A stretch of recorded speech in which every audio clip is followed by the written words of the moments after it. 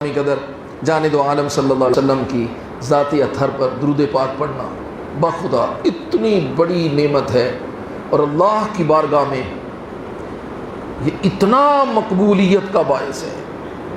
واللہ اکبر۔ بہت بڑے بزرگ ہوئے اور انہوں نے معروف زمانہ درود پاک کی کتاب لکھی، دلائل الخیرات شریف۔ پوری دنیا میں عشاق کے ہاں یہ کتاب بطور وظیفہ پڑھی جاتی، اہل اللہ کے ہاں، صوفیاء کے ہاں، علماء کے ہاں، مستند بات کر رہا ہوں، بطور وظیفہ اس کتاب کو پڑھا جاتا ہے۔ درود پاک پر نبی علیہ الصلوۃ والسلام کے ذات اطہر پر درود پاک پڑھنے کی برکات پر لکھی ہوئی یہ کتاب۔ سبب کیا بنا؟ مصنف ہیں حضرت سید محمد بن سلیمان جزولی رحمۃ اللہ تعالی علیہ، بہت بڑا نام۔ اور پہلے آپ کا مزار مبارک سوئس میں تھا، جب وصال ہوا تو تدفین سوئس میں ہوئی۔ 70 سال کے بعد پھر آپ کی میت مبارک کو، جسد اطہر کو مراکش میں منتقل کیا گیا۔ تو 70 سال کے بعد جب قبر کشائی کی گئی تو پوری دنیا نے دیکھا، پورے شہر نے دیکھا کہ عالم کیا تھا کہ 70 سال اور یوں محسوس ہوتا ہے کہ جیسے مٹی نے کفن کو ہاتھ تک نہیں لگایا، بلکہ جب عشاق نے زیارت کے لیے چہرہ مبارک سے کفن کو ہٹایا تو حضرات مورخین لکھتے ہیں کہ وصال سے پہلے حضرت سید محمد سلیمان جزولی رحمۃ اللہ تعالی علیہ نے محمد بن سلیمان جزولی رحمہ اللہ نے خط بنوایا تھا، تازہ خط بنوایا تھا، اور آج 70 سال کے بعد جب چہرے سے کفن ہٹایا تو یوں لگا آج ہی خط بنوایا۔ اور پھر کسی نے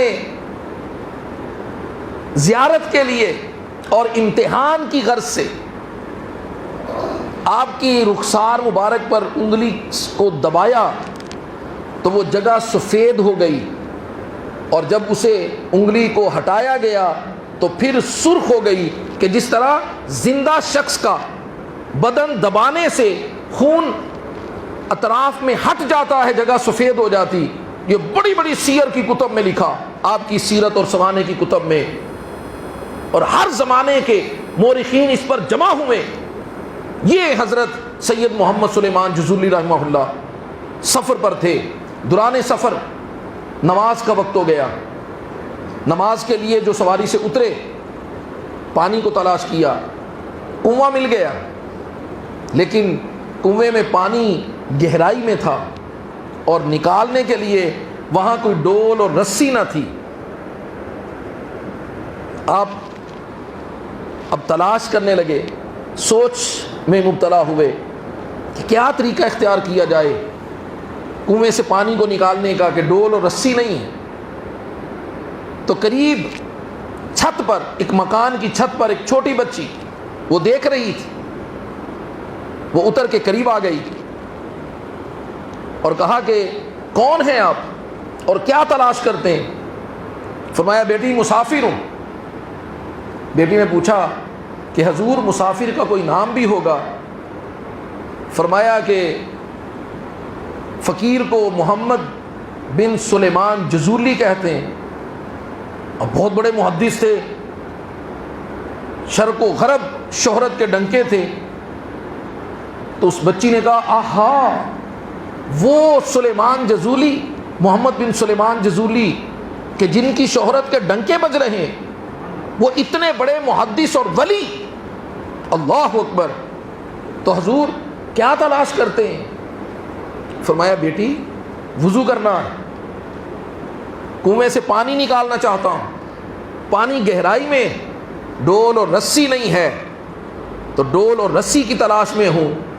تو بچی مسکرانے لگی، کہا اتنے بڑے ولی، اتنا بڑا نام اور واہ، کنویں سے پانی نہیں نکال سکتے، اس کے لیے رسی تلاش کرتے ہیں۔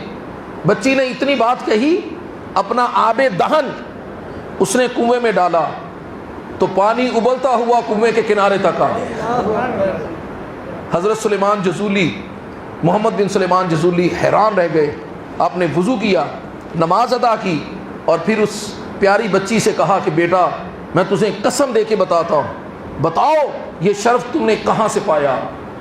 تو اس نے کہا کہ سلیمان، محمد بن سلیمان جزولی علیہ رحمہ، کہا میرے شیخ یہ اس نام کی برکت ہے اور اس ذات پر درود پاک پڑھنے کی برکت ہے کہ خدا کی قسم جو محبوب جنگل میں بھی چلا جائے تو درندے اس کے دامن میں پناہ لیتے ہیں۔ فرمایا میرا کوئی عمل نہیں سوائے اس کے کہ میں جب سے ہوش سنبھالا ہے اور میری زبان نے نطق کرنا شروع کیا ہے، میں کثرت سے حضور کی ذات پر درود پاک پڑھتی رہتی ہوں۔ یہ اسی کی برکت ہے۔ حضرت محمد بن سلیمان جزولی علیہ رحمہ نے اسی جگہ قسم کھائی کہ میں حضور کی ذات بابرکات پر درود پاک پڑھنے کی فضائل پر کتاب لکھوں گا، اور پھر اتنی محبت سے دلائل الخیرات شریف لکھی۔ نہ صرف دنیا و آفاق میں شہرت پا گئی بلکہ علماء اور اہل اللہ کے ہاں بطور وظیفہ بھی پڑھی جاتی ہے۔